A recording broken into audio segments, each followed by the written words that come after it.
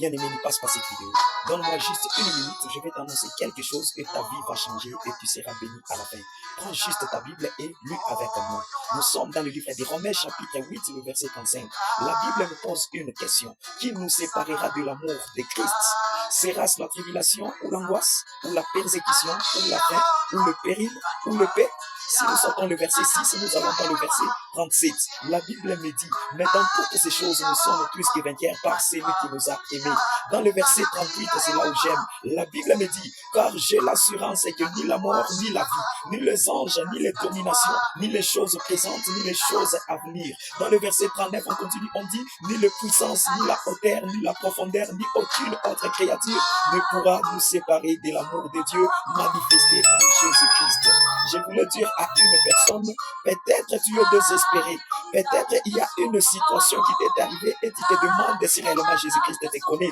Peut-être tu te retrouves dans une situation où tu ne sais pas si tu vas t'en sortir et tu as des doutes à l'intérieur de toi que Dieu t'a abandonné. Laisse-moi te donner cette assurance, rien ne peut nous séparer de l'amour de Christ, rien ne peut nous séparer de l'amour de notre Seigneur et Sauveur Jésus-Christ. Il est au courant de ta situation, il est au courant de ce que tu es en train de traverser et il le dit, il ne peut pas nous séparer, rien ne peut nous séparer de son amour. Bien-aimé, c'est toi qui te manques. Tu cherches un enfant, ce n'est pas dire que Dieu ne te connaît pas et ne peut pas te donner l'enfant. Tu cherches un bon travail, tu cherches le mariage. Bien-aimé, toutes ces choses ne pourront pas nous séparer de l'amour de Dieu. Dieu nous a aimés avant toutes les choses, raison pour laquelle dans la Bible, dans Jean 3,16, la Bible nous dit, car Dieu a tant aimé le monde, il a donné son Fils unique, afin que quiconque croit en lui ne périsse point, mais qu'il ait la vie. Le problème, c'est parce que tu as déjà pris au Seigneur et Sauveur Jésus-Christ.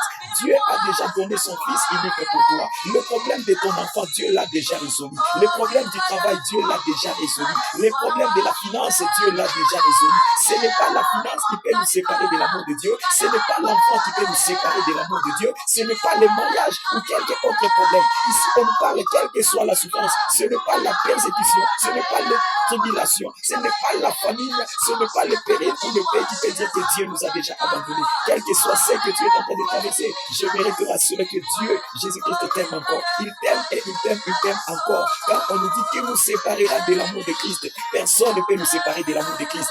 Bien-aimé, moi je le sais. Moi, je le sais, quelle que soit la condition dans laquelle je me retrouve. Mais moi, j'ai cette assurance que rien ne peut nous condamner de l'amour de Dieu. Rien ne peut nous séparer de l'amour de Christ. Jésus-Christ nous aime. Jésus-Christ nous aime. Jésus-Christ m'aime jusqu'à se donner lui-même à la croix pour porter mes péchés. Bien-aimé, Jésus-Christ t'aime. Que la situation que tu traverses ne te fasse pas croire que Jésus-Christ t'a déjà abandonné. Ce n'est pas parce que tu n'as pas un bon boulot que tu peux te dire que Jésus-Christ ne t'aime pas. Jésus-Christ t'aime. Il t'aime et il t'aime. Soyez bénis en notre puissance.